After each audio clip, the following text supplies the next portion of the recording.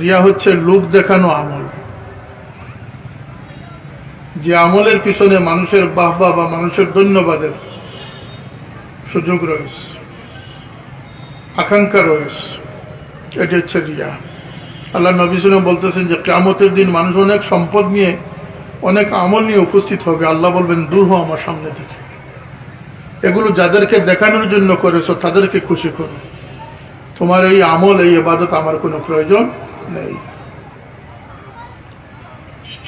নিখুঁতভাবে খালিসভাবে যে আমলটি আল্লাহর জন্য হয়েছে সেটি আল্লাহ পাক গ্রহণ করবেন।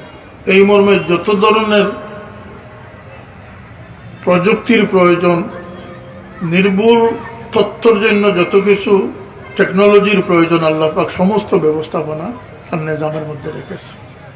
যে মানুষ বলবে আহাসিবান নাসু আন ইউতরাকু আন ইয়াকুলু আমান্না ওয়া হুম লা ইফতানুন, স্লোগান দিয়ে চাপাবাজি করে আল্লাহর কাছ থেকে পার পাওয়া সম্ভব?